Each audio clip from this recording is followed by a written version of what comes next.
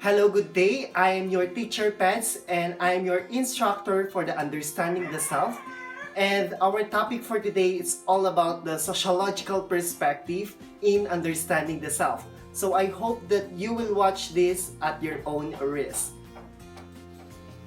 Okay, good day everyone. Our topic for today is all about the sociological perspective in understanding the self. So first, let's define what is sociology. So sociology is a social science that studies human societies, their interactions, and the processes that preserve and change them. So meaning, sociology is the study of human behavior. Okay, so it refers to social behavior, society, patterns of social relationships, social interactions, and culture that surround everyday life. So the main focus of sociology is the human society and its various components. It is because society is such a complex and a fluid subject. So in here we have Charles Cooley. Charles Cooley is one of the proponent of looking glass self. So let's take a look on how Charles Cooley defined his concept regarding to the concept looking glass self. Okay? So Charles Cooley, he is perhaps best known for his concept of the looking glass self, which is the concept that the person's self grows out of society's interpersonal interactions and the perceptions of others. So Charles Cooley was born August 17, 1864. He was died May 8, 1929. So in his entire life, Charles Cooley was an American sociologist and the son of Thomas M. Cooley. So he studied and went to teach economics and sociology at the University of Michigan. And he was a founding member and the 8th president of American Sociological Association. So what then his concept regarding to the looking glass self? So in here, looking glass self was undoubtedly his famous and is known and acceptable by most psychologists and sociologists today. Okay? Why? Why that looking glass self was notable for those psychologists and sociologists? It is because looking glass self, it describes the process wherein individuals base their sense of self on how they believe others view them. Okay, so using social interactions as a type of mirror, people use the judgments they receive from the others to measure their own worth, values, and even behavior. Okay, so in here, Cooley's theory is notable. It is because it suggests that self concept is built not in solitude, okay, but rather within a social settings. Okay, so in this way, society and individuals are not separate, but rather two complementary aspects of the same phenomenon. Okay, so the term looking glass self was first used by Cooley in his work, The Human Nature and the Social Order in 1902. So we have three steps in looking glass self. So first is try to imagine how you appear to other person. Second is try to imagine the judgment of the other person. Okay, so third is you feel some sense of pride, happiness, guilt, of shame. Okay, so here is the example of the looking glass self. You are the one standing before the first person, and the first person has different perspective regarding on you. Okay, so how my mom, dad, and see me, how my girlfriend sees me, how my older brother sees me, how my ex-girlfriend sees me. Okay, just like for example, your girlfriend sees you as the most handsome person in the world, but your ex-girlfriend sees you as the most neglectable boyfriend in the entire world. Okay, so ang mama mo naman kapag nakikita niya sa iyo na ikaw ang pinakamabait sa buong mundo, but your brother, ikaw yung pinaka demonyo sa magkakapatid. So in this thing, they have their own different perspective on how they see you. Okay? So we have John Baudrillard. Okay? So John Baudrillard is a French sociologist. He is a cultural theorist, author, political commentator. Okay, the self is found in the prestige symbols of goods consumed by people. Why? Because it has been proven to be an important influence of a postmodern theories. Okay, so like Jameson, Baudrillard paints a rather bleak picture of our current postmodern condition, arguing that we have lost contact with the real in various ways, that we have nothing left but a continuing fascination with this appearance. Okay? So his concept about simulacra and simulation. So what is the difference between the two? So when we say simulacrum, which means likeness or similarity, it is a representation or imitation of a person or a thing. Okay, so when we say simulation, can be used to show the eventual real effects of alternative conditions and the courses of actions. Okay, so simulation is also used when the real system can be engaged because it may be not accessible, or it may be dangerous or acceptable to engage, or it has been designed but not yet built, or it may be simply not exist. Okay, so in here, series of short essay written at different times applies and extend theory from the first essay, The Procession of Simulacra. It was published in 1981. Okay. So next is how to read simulacra and simulation. We have two, the theoretical dimension and the critic dimension. So when we say theoretical dimension, it draws together sociology, media studies, semiotics, history, and philosophy. Though about reality, the SNS or simulacra and simulation strictly a work of metaphysics. So when we say critic dimension, application of theory to criticize aspects of American culture, consumer culture, TV, capitals, science, and politics. So as I said a while ago, that simulation is can be used to show the eventual real effects of alternative conditions and also the courses of actions. So sinabi niya din dito na the active process of replacement of the real. Okay? So simulation versus simulacrum.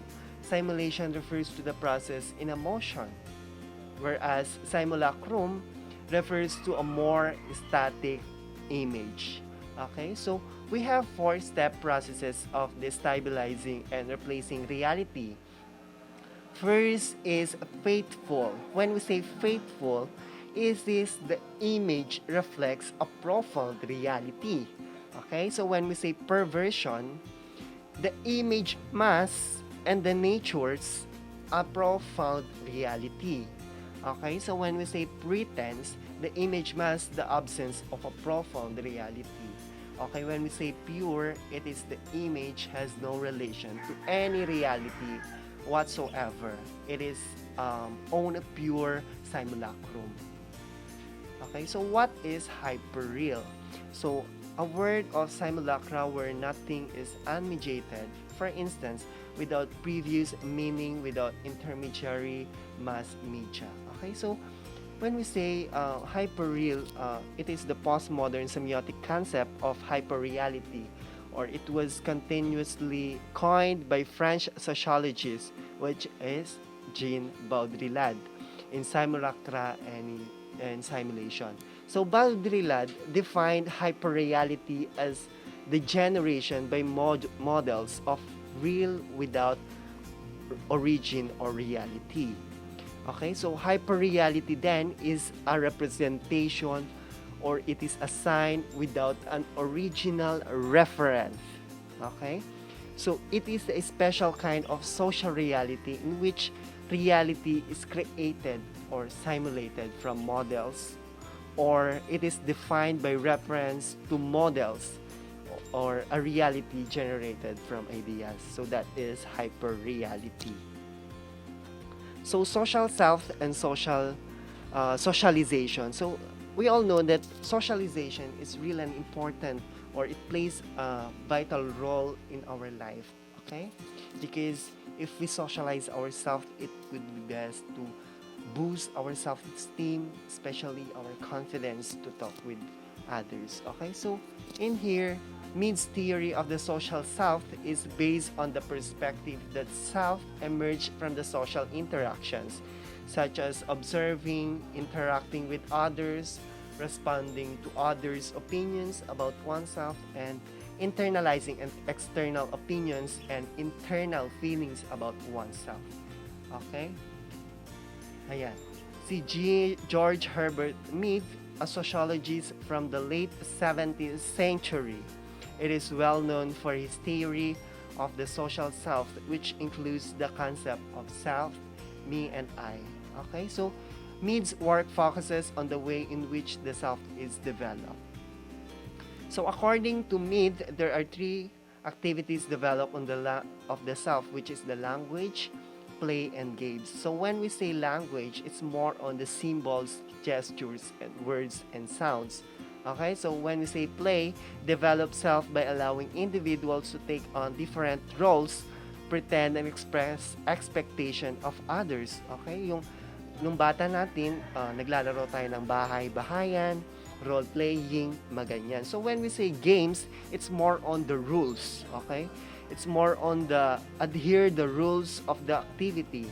So self is developed by understanding that there are rules in which one must abide by in order to win the game or be successful at an activity. Okay? Kung hindi ka sumunod ng rules, then you would be lost. Matatalo kayo. So, next is socialization process. So, humans learn the expectation of society through socialization. Socialization is different based on race, gender, and class because we are living in a diverse world. Okay? We have our own uniqueness, we have our own beliefs, cultures, and even norms and values. Okay? So agents of socialization. So we have 6 agents of socialization and many more, but we will tackle about the 6 major agents of socialization. First is the family, media, peers, religion, schools, and include the sports. Okay? So first is family. Okay? So we all know that family introduce children to the expectations of society. Okay? Dito tayo nagsisimula. Okay? So family is important. It is because it provides love, support, and also a framework of values to each of its member.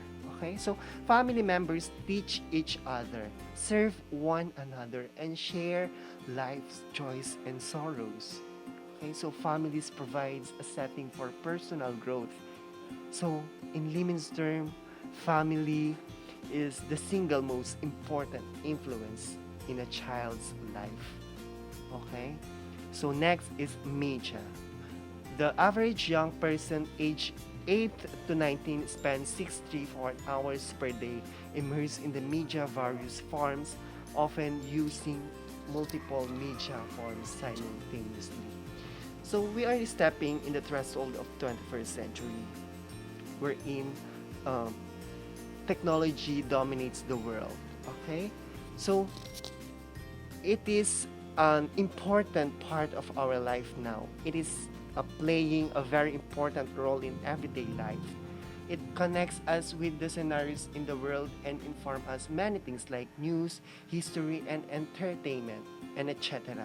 But we should always be responsible and accountable to take a critical to the information that posted. Okay?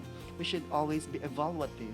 We should always to assess whether that information is pertinent or reliable to information or to add it to our knowledge. Okay, so media helps us in bringing the true facts and information of the world in front of our eyes. Okay, so peers is like children. Peer culture is an important source of identity. So like friends, like other yung mga La Diva, tapos gang, dagang, mga pangalan nyo, yung mga ganun, yung mga street groups like that.